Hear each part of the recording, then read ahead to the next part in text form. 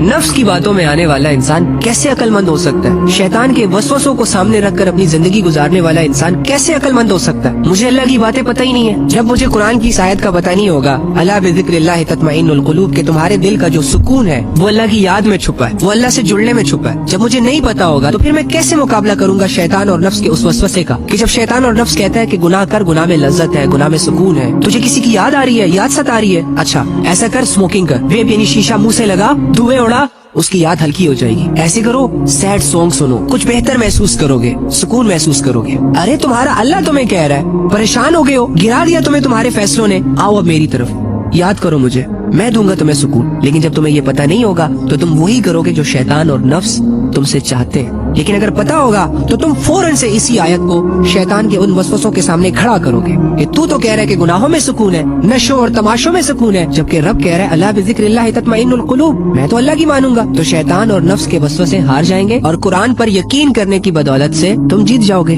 तुम इसीलिए हारते हो क्योंकि तुम्हें पता नहीं है कुछ, तुम्हारा यकीन डिस्टर्ब है, तुम्हारा भरोसा डिस्टर्ब है।